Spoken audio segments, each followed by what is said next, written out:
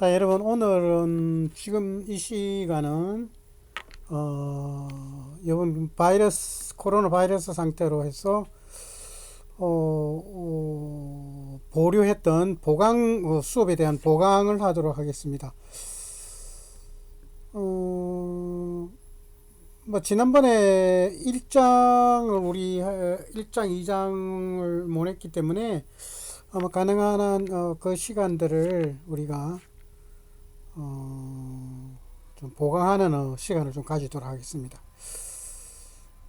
이미 여러분들께서 어느 정도는 공부를 했을 것이고 그냥 전체적으로 한번 여러분들 기억이라든지 이미 가지고 있는 어떤 지식에 대한 것에 대해서 하나의 리마인딩 한다고 할까요? 새로 한번 보는다는 의미로 진행해 보도록 하겠습니다. 그냥 1시간 정도로 진행할 것 같고요.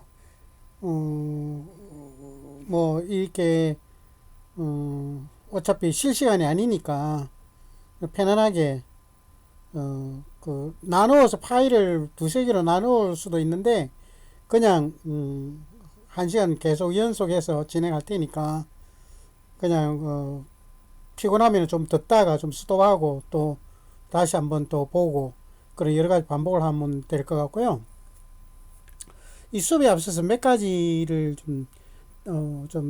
몇 가지라기보다는 한두 가지 이야기를 해드리고 싶은 게, 이제 여러분들이 이제 고등학교 실제로 이제 막상 대면 수업을 하면은 제가 여러 가지 여러분들의 꿈과 희망 그리고 앞으로 진로 여러 가지 대학 생활에 대해서 많은 것을 좀 이야기를 해주고 싶었었는데, 뭐 어차피 이렇게 컴퓨터를 앞에 놔두고 혼자서 이렇게 독백하는 상황으로 이렇게 강의를 하다 보니까 그런 시간을 못 가지게 됐어요.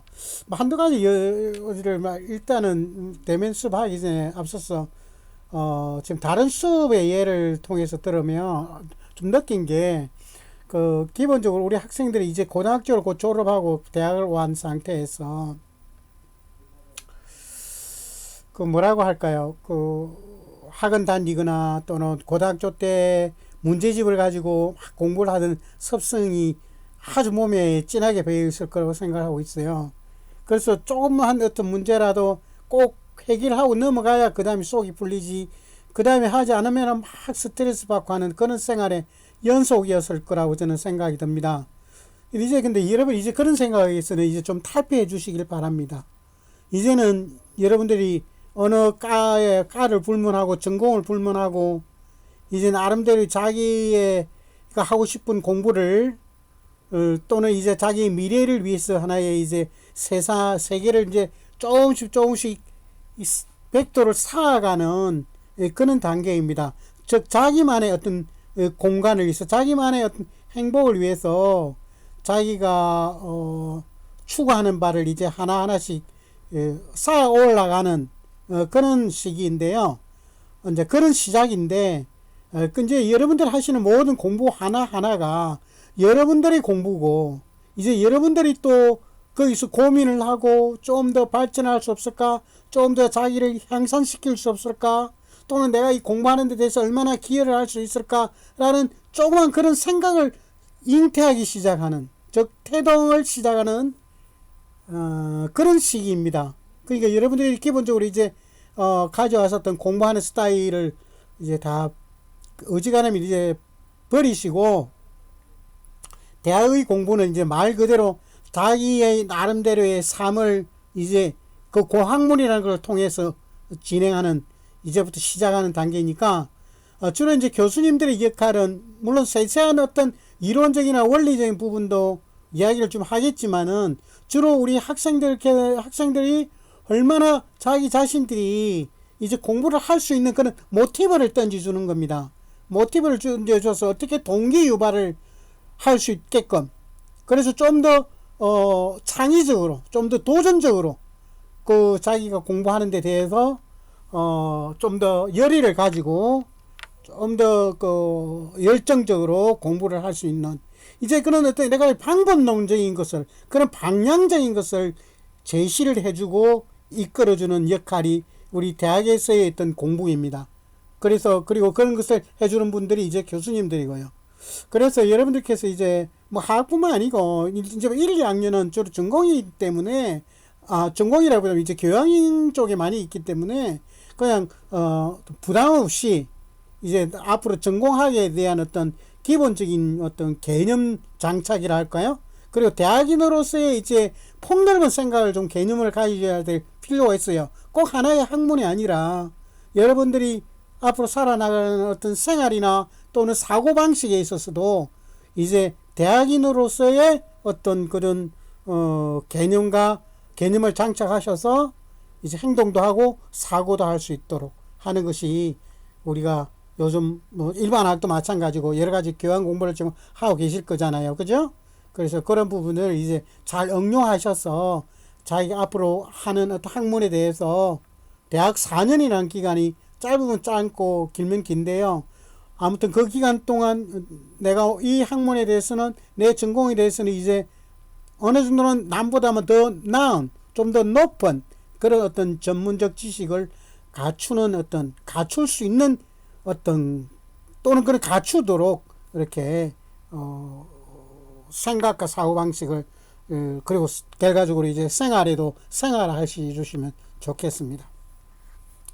자, 오늘은 그래서 이제 첫 장 1장에서는 원래 제가 이제 그런 이야기를 좀 하고 원래 뭐 이렇게 그 다음 장을 공부하고 이러는데요. 사실 이 이야기가 좀 늦은 감이 좀 있는데 좀 늦게나마라도 또 혼자서라도 이렇게 여러분들께 이렇게 비디오 파일을 통해서 사이버상에서 이렇게 이야기를 하게 되네요. 자, 그러면 오늘은 하학은 있잖아요. 뭐 달리 뭐 원래 이게 철학자들 아주 고대 철학자들이나 좀 그러니까 신학자들 이런 사람들이 하던 학문이었어요. 왜냐면은 우리는 이 인간의 본성이 그죠? 원래 이 변하지 않고 자기가 항상 하던 대로 하는 것 때 할 때 가장 편안한 느낌을 가집니다. 그런데 세상 일이라는 게 그렇지가 않잖아요. 항상 뭔가 변화가 오잖아요. 뭐 변화가 있잖아요. 뭐 바람이 많이 부는 날, 적게 부는 날부터 시작해서 파도가 세게 치는 날, 적게 치는 날, 어느 날은 그죠? 뭐 비가 오고 천둥이 치고 막 그렇잖아요. 그러니까 항상 변화가 사시사철 매일매일 있다 보니까 거기에 대한 어떤 불안한 감을 인간의 본성이 가지게 돼요. 그 본성에 대해서 이제 사람이 왜 그럴까라는 어떤 퀘스천 마크를 이제 어느 시기부터 이제 가지게 된 거죠.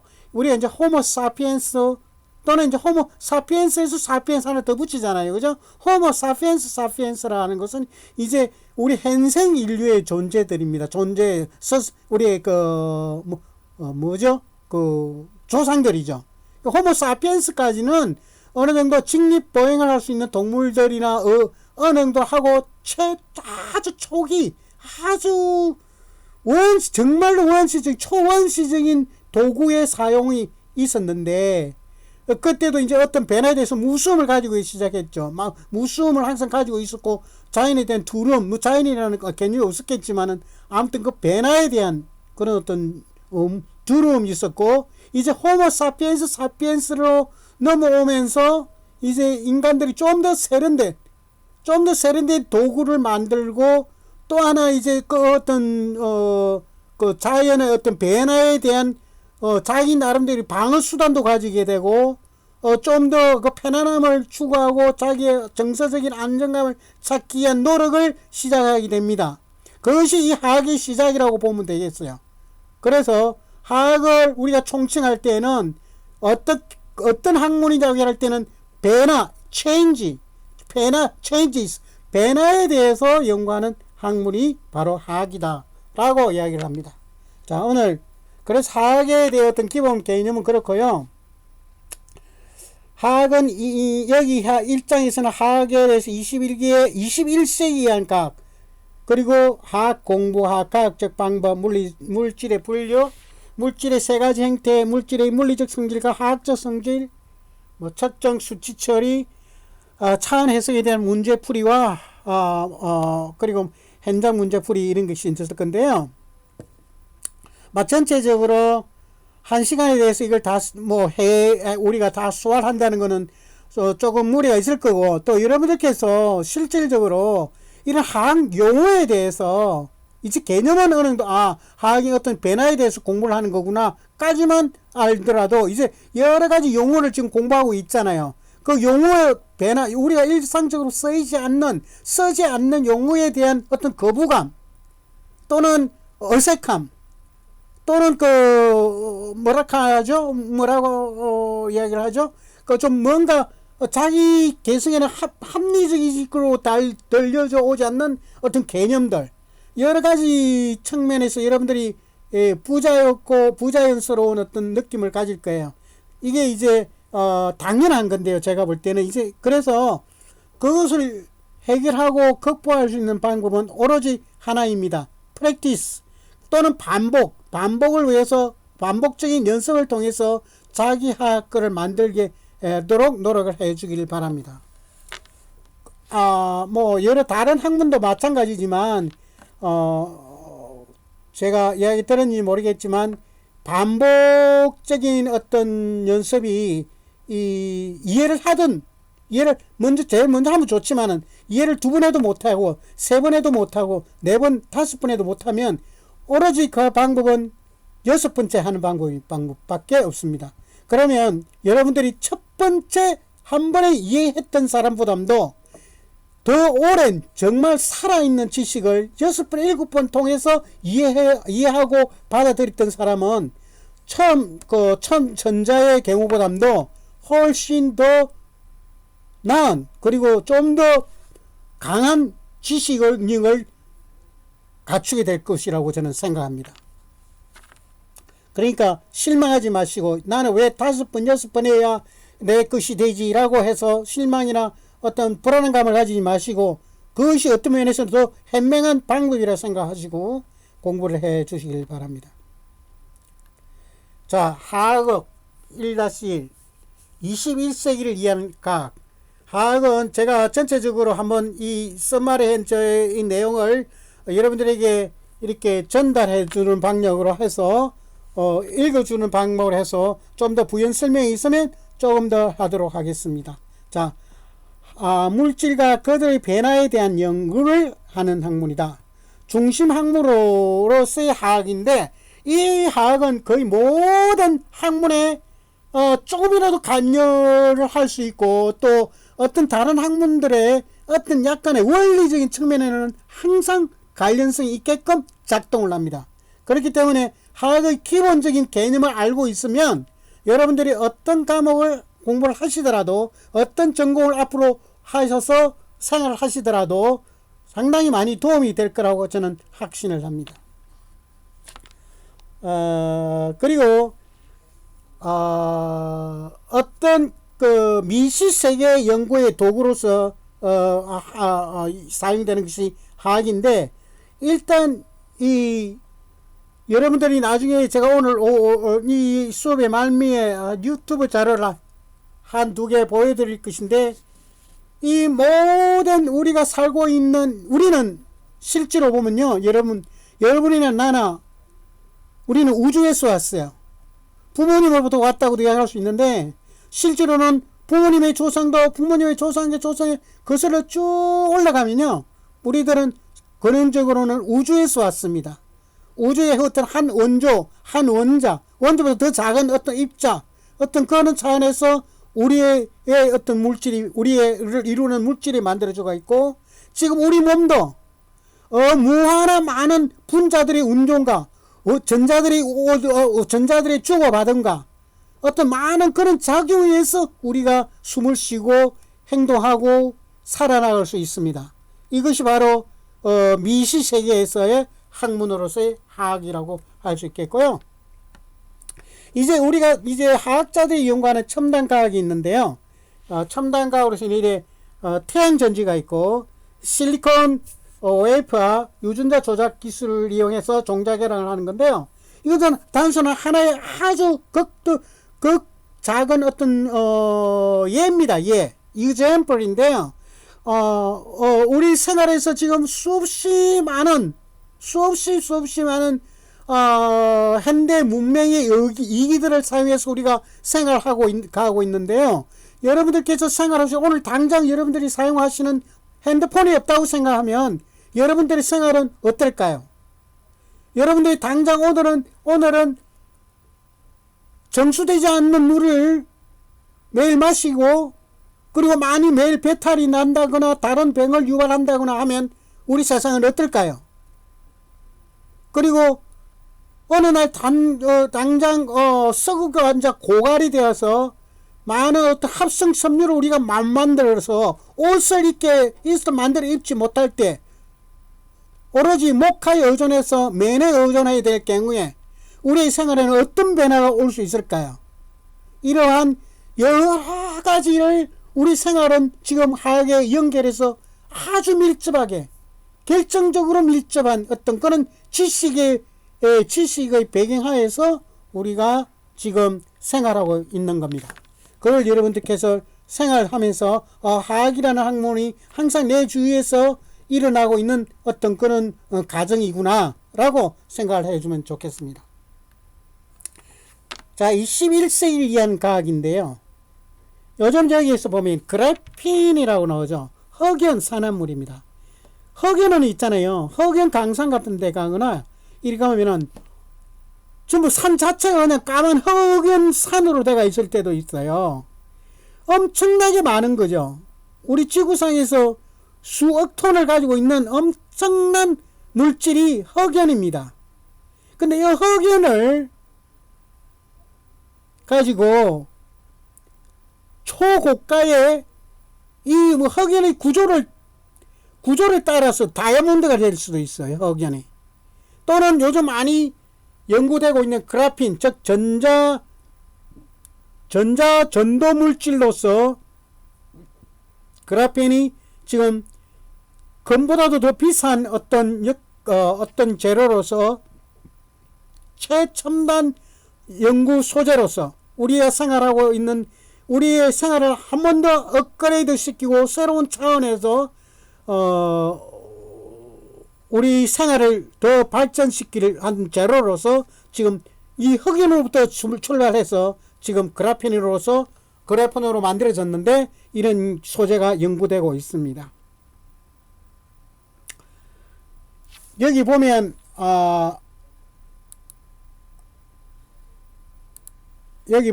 뭐죠? 그림 1-1에 보면 이제 DNA 서열의 측정기 결과 각주는 별개의 DNA 시열에서 얻은 순수를 나타낸다. 이런 어떤 DNA 기술, 측정기 방금 말씀드렸던 또는 세 번은 이제 빛을 전류로 변환하는 강전지. 이제 우리 태양전지 있죠? 태양에서 이제 전기를 많이 생산하고 있잖아요. 그죠? 우리가 차 타고 보면은 막 농촌 위에 이렇게 판 같은 거 많이 올려놨죠. 그게 바로 전부 태양열 전기를 발전하는 장치라고 여러분도 잘 알고 있을 거고, 이러한 그것도 많은 연구 화학이라는 기초 학문을 통해서 실제로 우리 생활에 다가온 것들입니다. 그리고 유증공화 처리한 이런 담배잎 같은 거, 그래서 이제 좀 더 병충해에 대해서 강한 어떤 그런 식물의 잎을 만들 수 있는 그런 것도 연구가 돼요. 다 이런 것이 이제 대표적으로 한 4가지만 내놨는데 수만 가지가 될 수 있겠죠. 화학 공부는 거시적 세계와 미시적 세계로 나누어집니다.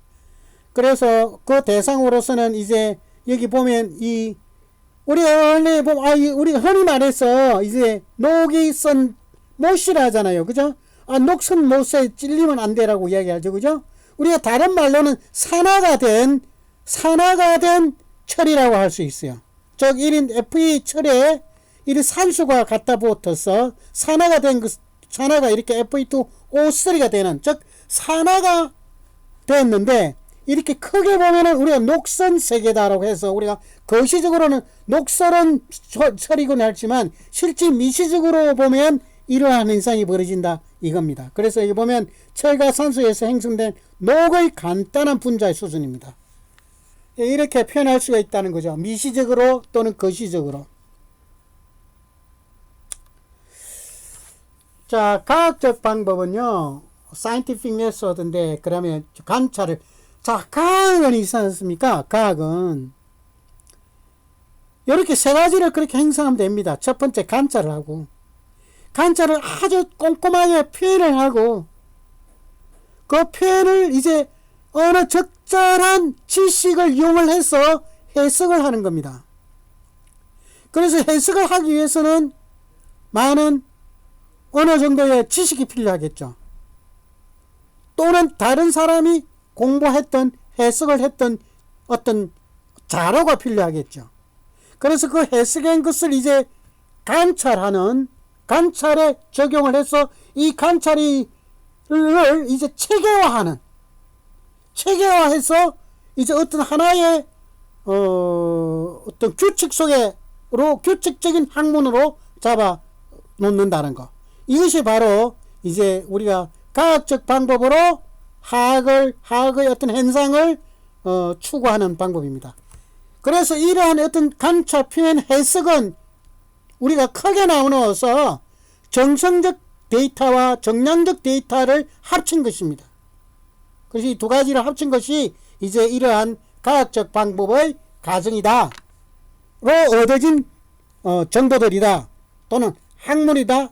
라고 할 수도 있고, 그렇게 정의할 수 있겠습니다. 자, 그리고 이제 흔히 제일 처음에는 이렇게 하죠. 히포테시스라고 이제 가설을 세우죠. 이를 어떤 자료에 대해서 이것은 대충 이 정확하게 설명을 못해도 내가 대충 이런 어떤 형태로 있을 것이야 라고 그 약간 자기의 어떤 가능성에 대한 자신감을 약간 잡아 넣는 거죠. 대충 어느 정도는 이제 이런 관찰을 통해서 이런 일이 벌어지더라라는 거. 그 다음 이제 그래서 여러 가지 가설을 계속적으로 이제 데이터를 만들고 정량적으로 막 이렇게 만들어서 얻어서 정리를 해가지고 거기에 따른 이제 법칙을 만듭니다. 이 법칙이 이제 여러 가지 항상 정확하게 적용이 된다. 어떤 행상이라도 그러면 이제 이것이 정확한 우리가 남들이 모두 일반성과 객관성을 가진 그 acceptable 할 수 있는 그런 어떤 법칙이다라고 되면 이제 이게 하나의 이론이 되는 거죠. 그래서 가설로부터 시작해서 법칙이 만들어지고 최종적으로 이론이 됩니다. 그런데요, 이제 이 이론을 뒷받침하는 것을 주로 이제 우리가 실험에 의해서 많이 그 법칙이 맞다라고 수십 년, 수백 년 동안 흘러오다가 어느 한 천재에 의해서 이거 아니야. 내 실험에 의해서는 이 실험 방법은 잘못된 거야. 라고 누군가에 의해서 발표가 되고 또 그 발표에서 찬반 양용이 있고 엄청난 디베이트 토론이 일어난 다음에 이 실험이 맞다라고 결정이 되는 순간 이 이론은 자동 폐기가 되고 앞섰던 모든 과학자들은 그냥 바보가 되는 거죠. 물론 우리가 말하는 그는 바보가 아니라 그냥 느낌상 그 사람이 열심히 해서 우리를 좋은 일은 했지만 결과적으로는 바보였군, 이렇게 이야기할 수도 있겠습니다. 아무튼 모든 과학적 발전이, 여기 한번 보세요. 모든 과학적 발전이 이러한 단계를 거쳐 발전하는 것만은 아니고 때로는 불규칙적이고 비논리적입니다 하다. 이건 여러분들이 이제 앞으로 또 공부를 하시다 보면 맞아요. 가설도 필요 없고 법칙도 필요 없고 이론도 필요 없어요. 어느 순간에 갑자기 하늘에서 내려온 운석처럼 갑자기 아주 모든 사람들이 결정적으로 모든 사람들이 고민을 해왔던 것을 한순간에 풀어버리는 어떤 그런 과학적 발견도 상당히 많았었어요. 그래서 그러한 것도 근데 실질적으로는 그 앞에 있었던 많은 사람들의 실질적인 노력이 필요했기 때문에 그러한 어떤 것이 발전이 됩니다. 발견되는 경우도 많습니다.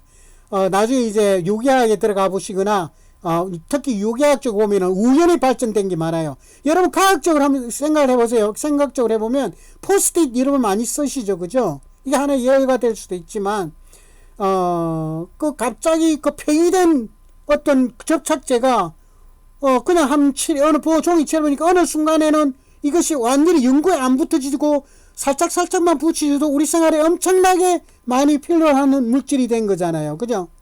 그래서 이것이 우연하게 비논리적으로 또 보면은 발전된 거죠. 그렇게 이러한 과학적 발전이 그런 식으로 해결될 때도 있습니다. 자, 그럼 이제 또 기본적으로 여러분들이 이는 지금 제가 말씀드리는 거는 기본적으로 몇 가지는 기억을 하고 있어야 됩니다. 지금부터 말하는 거는요.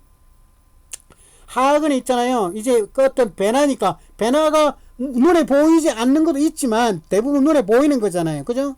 눈에 보이는 것이 뭐냐니까 이제 물질, 매터라고 하는데요. 공간을 차지하고 질량을 가진 모든 것이라고 합니다. 거기에는 순물질과 혼합물이 있고요. 이래서 이 도표처럼 혼합물은 균일 혼합물과 불균일 혼합물이 있고 순물질은 화합물과 그리고 원소로 나누어지게 됐습니다. 그래서 요 가지는 여러분들이 어떻게 그럼 이렇게 구분했을까? 이렇게 왜 분리가 될까? 한번 고민을 해보세요. 뭔지. 자, 순물질은 일정하고 균일한 조성과 독특한 성질을 가진 물질. 즉, 물, 아모니아, 금, 산소. 어쩌면 이런 걸 변하지가 잘 않는 거다. 그죠? 인위적으로 변화할 수가 없다. 그죠? 혼합물 같은 경우에는 둘 이상 순물질이 각각 고유한 성질을 유지하면서 서로 섞여 있는 것이다. 공기, 그죠? 공기는 산소, 질소, 또 뭐 각종 공기 에어로 되어 있죠. 그죠? 기체로 되어 있죠. 음료수, 시멘트 이런 거는 이제 서로 간에 각각의 성질은 가지고 있어도 이렇게 서로 섞여버리는 상태. 그래서 새로운 성질도 가질 수 있는 것. 어떤 그런 것이 이제 혼합물입니다. 자, 여기 보면 이제 물질의 원소와 기호 써야 되는데요. 한번 잘 읽어보세요, 여러분. 뭐 읽어보다기보다 이런 거는 여러분들 그냥 기억을 몇 가지만 당연히는 뭐 좋죠, 살아가는데. 그죠? 근데 이걸 어떻게 다 기억하겠어요? 그래, 여러분들이 픽값을 하세요. 나한테 필요한 건 요거 이거 S 이 정도는 알고 있으면 돼. 플로린, 우리 후라이팬에 덮여져 있는 게 뭐지? 불소는 뭐지? 플로린, F. 그리고 포타시움은 칼륨이라고 쓰기도 하고 칼륨이라고 하기도 하고 포타시움이라고 하기도 하고, 칼슘은 Ca, 코발트 CO, 크로미움 Cr, 탄소 C, 텅스텐 W. 이런 거 여러분 이미 좀 잘 알고 있지 않나요? 그죠? 염소는 Cl로 쓰고, 그죠? 실버는 Ag. 금 어디 있어? 백금, PT. 이런 걸 알고 있어야 나중에 PT 줄까 이러면 빨리 주세요 이렇게 해야 되지 않겠죠? 그렇게 해야 되지 않겠어요? 그죠? PT 준다는데 싫다는 사람은 싫다면 백금인지 몰라서 못 받은 거잖아요. 그죠? 금도 마찬가지. AU. 알겠죠? 구리는 캅하고 CU라고 하고요.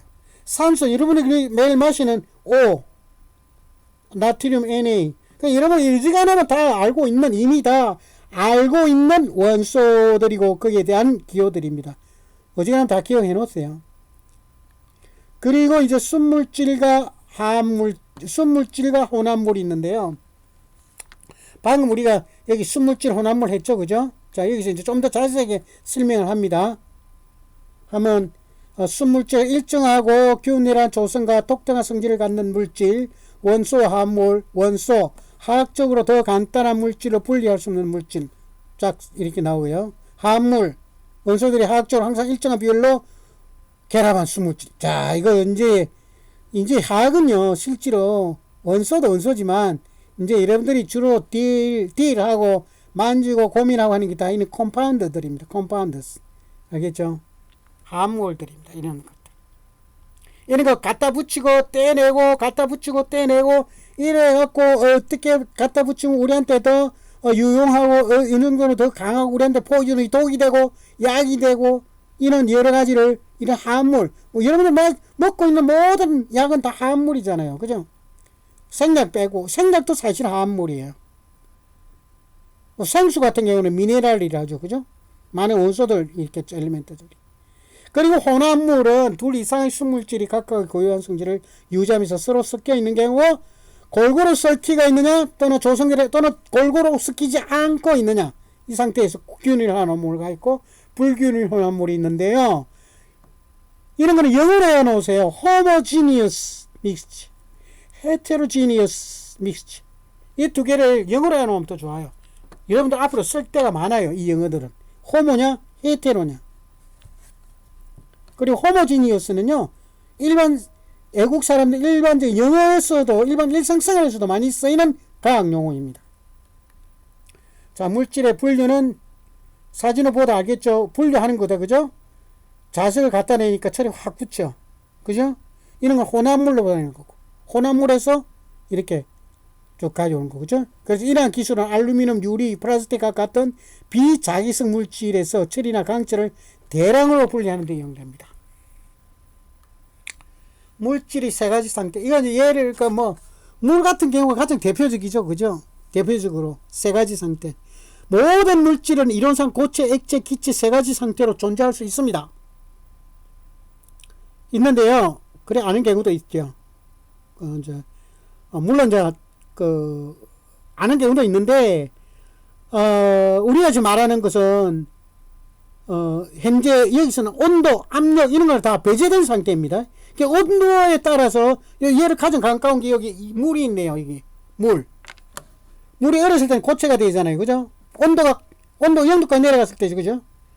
그다음에 이제 온도가 그냥 상온에서 0도에서 100도까지 할 때는 액체로 존재하죠.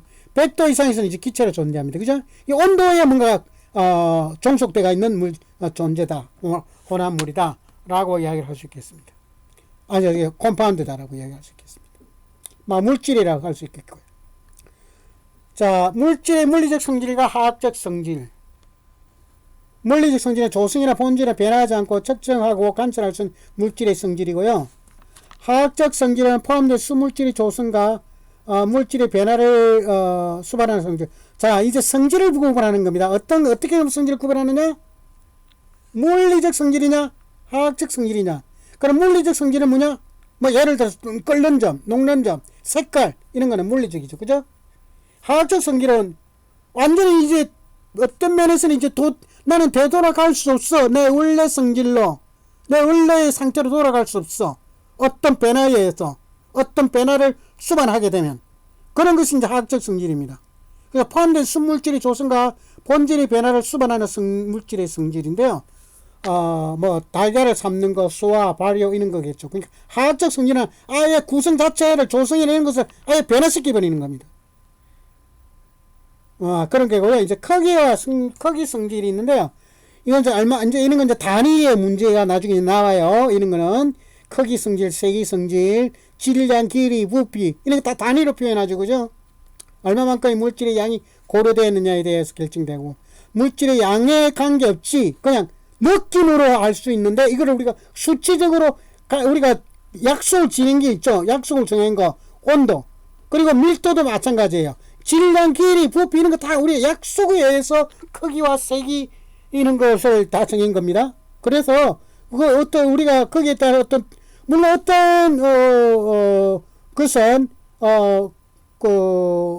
여러 가지 수천 번의 실험에 의해서 정해져가 있는데요. 대부분 이제 우리가 스탠다드가 있죠.